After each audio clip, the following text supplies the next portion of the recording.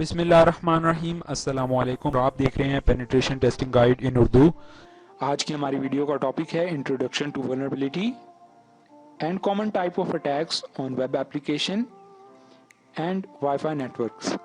जितने भी common type of attacks होते हैं on WiFi networks, wireless networks पे, उनके बारे में आज हम डिस्कस करेंगे। और जितने भी कॉमन टाइप ऑफ अटैक्स होते हैं हैक करने के लिए वेबसाइट की सिक्योरिटी को कॉम्प्रोमाइज़ करने के लिए या किसी भी वेब एप्लीकेशन को कॉम्प्रोमाइज़ करने के लिए, आज हम उनके बारे में डिस्कस करेंगे। Vulnerabilities and common attacks.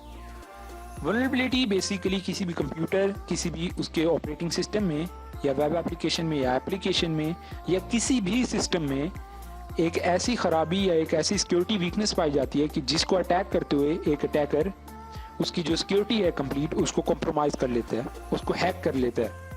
तो इसको हम वल्नरेबिलिटी कहते हैं कि जो उसमें वीकनेस पाई जाती है उसको हम वल्नरेबिलिटी कहते हैं, इन सिंपल वर्ड्स। इसी तरह से एक मशहूर कॉल है कि जिसके मुताबिक उन्होंने कहा है कि a chain is only strong as its weakest link. एक चैन तब तक मजबूत है कि जब तक उसका जो पॉइंट है, वीकेस्ट लिंक है, वो मजबूत हो। आप अपनी डायग्राम में देख सकते हैं ऑन द स्क्रीन कि एक मजबूत चैन है, इसमें एक वीकेस्ट लिंक है रेड कलर में। अब ये मजबूत चैन उस वक्त तक मजबूत नहीं कि जब तक इसका हर पॉइंट, हर लिंक मजबूत ना हो।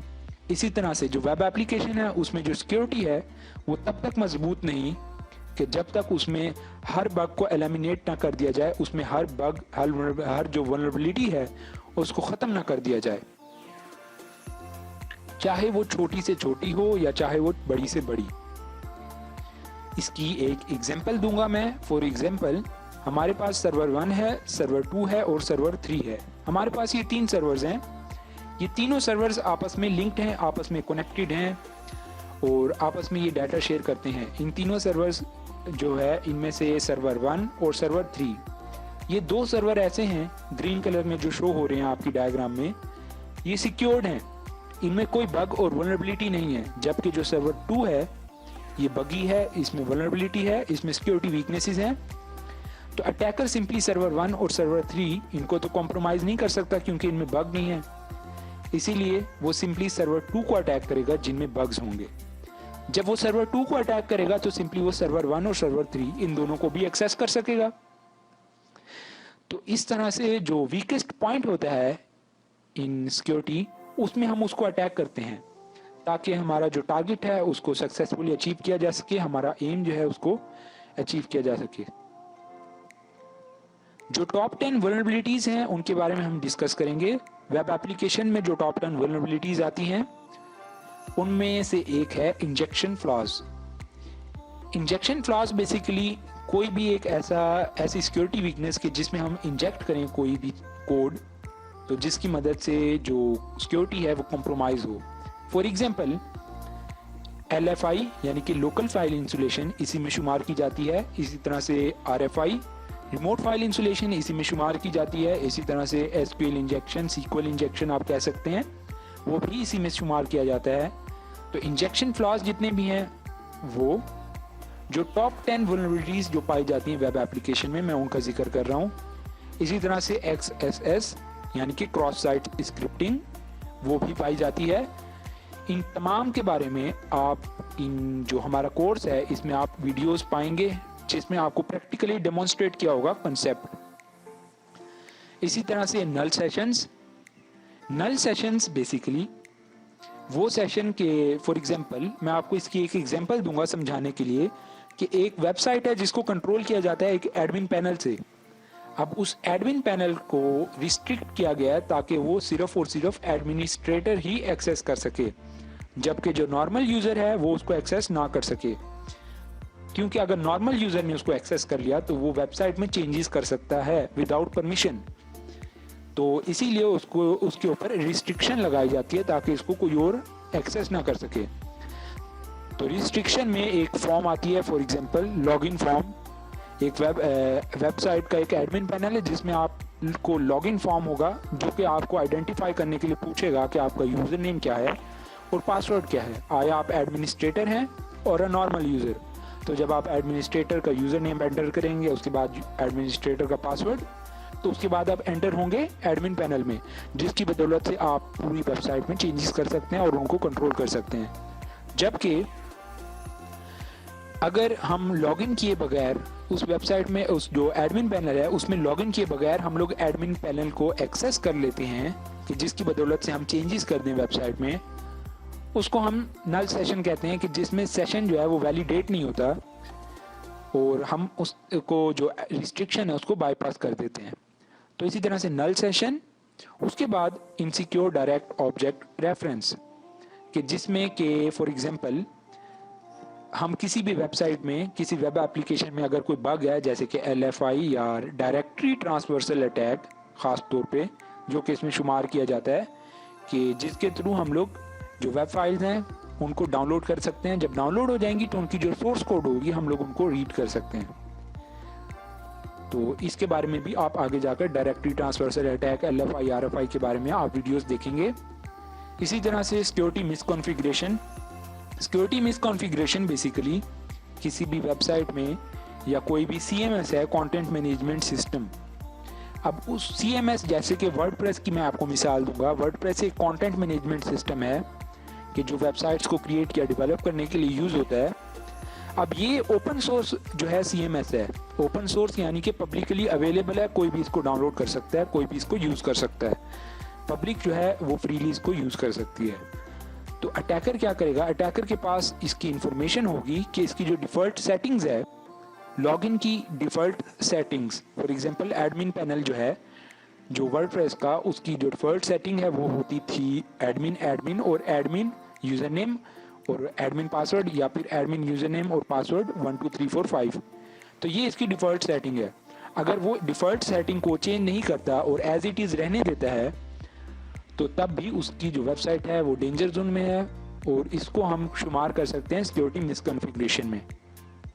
और इसी के अंदर एक और बग पाया जाता है जिसका नाम है सेम साइट स्क्रिप्टिंग, जिसकी जो वीडियो है डेमोन्स्ट्रेशन की वो आप हमारे इस कोर्स में पाएंगे। इसी तरह से सेंसिटिव डाटा एक्सपोजर, कि जिसमें जो कॉन्फिडेंशियल इंफॉर्मेशन होती है, यूज़र नेम, पासवर्ड वगैरह, अगर वो कोई नॉर्मल यूज़र जो है उसको रिस्ट्रिक्ट किया जाता है ताकि वो यूज़ ना कर सके उस पर परमिशन लगा कर। तो सिंपली अगर नॉर्मल यूज़र या अटैकर उसको एक्सेस कर लेता है कॉन्फिडेंशियल इंफॉर्मेशन को, यूज़र नेम और पासवर्ड को, तो ये भी एक बग है कि जिसमें config file, for example config file जो है वो MySQL जो डेटाबेस होती है उसका यूज़र नेम, पासवर्ड और होस्ट की इंफॉर्मेशन रखती है, जिसकी फुल फॉर्म है कॉन्फ़िगरेशन फाइल, या आप कॉन्फिग फाइल भी कह सकते हैं। इसी तरह से MITM अटैक जो होता है उसमें बेसिकली जो HTTP है, फॉर एग्जांपल एक वेबसाइट है जिसको HTTP प्रोटोकॉल पे यूज़ किया जा रहा है।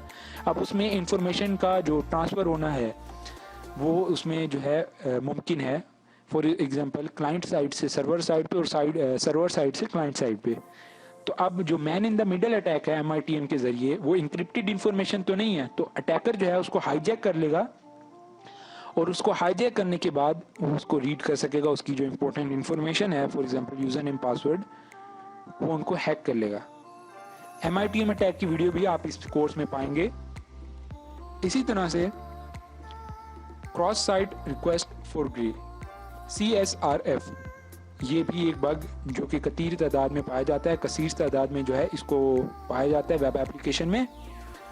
इसी तरह से अनवैलिडेटेड रीडायरेक्ट्स और फॉरवर्ड्स, एक वेब एप्लीकेशन है, एक वेबसाइट की एक फाइल है जिसको यूज़ करते हैं हम रीडायरेक्ट करने के लिए किसी वेब पेज पे। फॉर एग्जांपल जब एक लॉगिन पैनल क्रिएट किया गया है कि जब यूज़र उस लॉगिन पैनल में लॉगिन करे तो URL में आप देखेंगे कि उसमें आपको एक और URL मिलेगा, जो फाइल होगी उसमें आपको एक और URL मिलेगा कि जो रीडायरेक्ट करेगा आपको उस URL पे।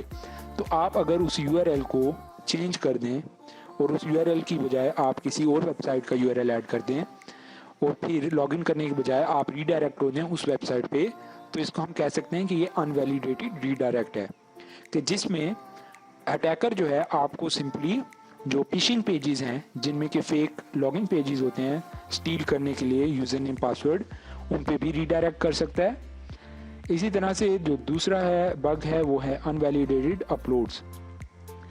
एक अपलोडर क्रिएट किया गया है किसी भी वेबसाइट पे, एग्जांपल उस अपलोडर को मखसूस किया गया है कि ये फाइल जो है मखसूस फाइल अपलोड करे, फॉर एग्जांपल इमेज अपलोडर सिर्फ इमेज फाइल अपलोड करने के लिए यूज़ होगा, पीडीएफ या डॉक्यूमेंट अपलोडर सिर्फ डॉक्यूमेंट फाइल्स को अपलोड करने के लिए यूज़ होगा। अगर आप उसके ऊपर पीएचपी की फाइल को अपलोड करते हैं और वो फाइल अपलोड हो जाती है तो इसको हम कहेंगे अनवैलिडेटेड अपलोड और अपलोड्स, कि जिसमें जो पीएचपी की फाइल है वो भी अपलोड हो गई है ऑन द वेब सर्वर।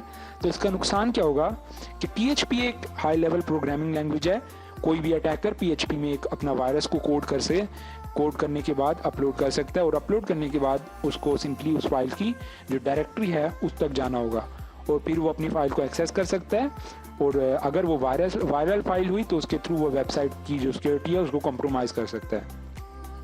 इसी तरह से डॉस अटैक्स में बेसिकली होता क्या है कि नंबर ऑफ रिक्वेस्ट सेंड की जाती है वेबसाइट को या वेब एप्लीकेशन को। चूंकि वेब एप्लीकेशन या वेब सर्वर कमज़ोर होता है, अपनी कमज़ोरी पे ऑन इट्स वीकनेस वो इतनी ज़्यादा रिक्वेस्ट को हैंडल नहीं कर पाता कि जिसकी वजह से जो सर्वर है या वेब एप्लीकेशन वो क्रैश हो जाती है। इसी तरह से जो वायरलेस नेटवर्क्स में वाईफाई में जो कॉमन अटैक्स पाए जाते हैं उनमें आती है एक सिक्योरिटी वीकनेस जो है वो है WEP सिक्योरिटी वीकनेस। बेसिकली सबसे पहली एक सिक्योरिटी जो क्रिएट की गई थी वायरलेस नेटवर्क्स के लिए वो थी WEP सिक्योरिटी एक ऐसी इंक्रिप्शन है कि जो कि रिप्लेस हो गई थी तकरीबन गालबन 2004 में WPA और WPA2 की वजह से, क्योंकि ये WEP जो है उसको अटैकर्स इजीली डिक्रिप्ट कर सकते थे, डिकोड कर सकते थे। जो पासवर्ड होता था वो इंक्रिप्टेड फॉर्म में होता था और उसको इजीली डिकोड कर सकते थे। इसका भी आप ट्यूटोरियल पाएंगे कि WEP की सिक्योरिटी को किस तरह से अटैक करते हैं, किस तरह से क्रैक करते हैं। इसी तरह से WPA, WPA2 और WEP की सिक्योरिटी जो है उसको अटैक करने के लिए अगर वीक पासवर्ड रखा गया है तो उसको भी अटैक किया जा सकता है। फॉर एग्जांपल एक वाईफाई है, उसका पासवर्ड है 12345, उसको इजीली अटैक किया जा सकता है बाय ब्रूट फोर्सिंग, यानी कि जो नंबर ऑफ कॉमन वर्डप्रेस की वर्ड लिस्ट के जो पासवर्ड्स हैं, नंबर ऑफ कॉमन पासवर्ड्स, उनकी एक वर्ड लिस्ट होती है जिसको बार बार अप्लाई करता है पासवर्ड मशीन जो है वो बार बार अप्लाई करके देखती है कि आया ये सही पासवर्ड है या नहीं। तो ब्रूट फोर्स किया जा सकता है और सिंपली पासवर्ड को गैस भी किया जा सकता है। इसके बाद WPS पिन बेस्ड अटैक, यानी कि जो ये सेकंड मेथड ऑफ ऑथेंटिकेशन है। एक तो होता है कि आप अपना जब वाईफाई कनेक्ट करते हैं तो या तो आप पासवर्ड एंटर करें या फिर आप जो WPS पिन है वो आप एंटर कर दें। WPS पिन एक वाईफाई पुश बटन सिक्योरिटी होती है कि जिसमें आप पिन एंटर करते हैं, 8 डिजिट पिन होती है। पासवर्ड के बजाय आप पिन एंटर करते हैं और वो आपकी जो सिक्योरिटी होती है वो कनेक्ट हो जाती है, आपका वाईफाई कनेक्ट हो जाता है। और इसका जो अल्टरनेटिव है वो है पुश बटन, जिसमें कि आपके मॉडम में पुश बटन एक बटन होगा जिसको प्रेस करने से आपका जो कंप्यूटर है वो कनेक्ट हो जाएगा वाईफाई से। इसी तरह से सोशल इंजीनियरिंग अटैक जिसमें एक फेक वाईफाई को क्रिएट किया जाता है। उस फेक वाईफाई में जब को क्रिएट करने के बाद एक एक्सेस पॉइंट होता है, उसको क्रिएट करने के बाद कोई भी एक अटैकर जो है वो डिस्कनेक्ट करता है उसके असली नेटवर्क से। फॉर एग्जाम्पल हमारे पास यहाँ पर एक नेटवर्क है APNA 2005। अब इसी नाम का एक नेटवर्क क्रिएट किया जाएगा विद सेम सिक्योरिटी विद और ओपन एक नेटवर्क क्रिएट किया जाएगा with zero security open network के जिसकी जो स्ट्रेंथ है वो इससे ज़्यादा होगी और BSSID एक होगी, मैक एड्रेस BSSID एक होगी, सब कुछ एक जैसा सेम टू सेम होगा। जब इसका इवल ट्विन अटैक में जब इसका फेक जो वाईफाई है वो क्रिएट हो जाएगा उसके बाद हम जो अपना 2005 है जो असल जो रियल नेटवर्क है उससे हम इसको डिस्कनेक्ट कर देंगे। जब यहाँ से वो डिस्कनेक्ट हो जाएगा तो वो रियल जो फेक नेटवर्क है उसके सिग्नल चूंकि ज़्यादा होंगे तो वो सिंपली हमारा कंप्यूटर उसको रियल समझ के उससे कनेक्ट हो जाएगा। जब वो उससे कनेक्ट हो जाएगा तो फिर जब कोई भी यूज़र जो होगा नॉर्मल यूज़र वो कोई भी वेबसाइट खोलेगा तो उस पर उसको लॉगिन पेज एक आएगा जिसमें उसको यूज़र नेम और पासवर्ड पूछा जाएगा वाईफाई का और सिंपली पासवर्ड पूछा जाएगा वाईफाई का। तो अकॉर्डिंग टू यूज़र अगर वो इतना समझदार नहीं है तो वो सिंपली अपना पासवर्ड एंटर करेगा और उसका पासवर्ड सेंड हो जाएगा किस पे, हमारे पास या अटैकर के पास। और इस तरह से सोशल इंजीनियरिंग अटैक्स की बदौलत उसकी जो वाईफाई की सिक्योरिटी है वो कॉम्प्रोमाइज़ हो जाएगी। तो ये था आज का हमारा ट्यूटोरियल कि जिसमें मैंने आपको इंट्रोडक्शन दिया ऑन कॉमन वल्नरेबिलिटी क्या होती है और कॉमन अटैक्स जो हैं वो क्या होते हैं। उम्मीद करता हूँ कि आपको तमाम चीज़ें समझ में आई होंगी। अगर कुछ भी आपको समझ में नहीं आया तो आप हमसे रब्ता कर सकते हैं। सोशल मीडिया और नेटवर्क एड्रेसेस और मेल एड्रेस मेंशन है। वीडियो देखने के लिए शुक्रिया।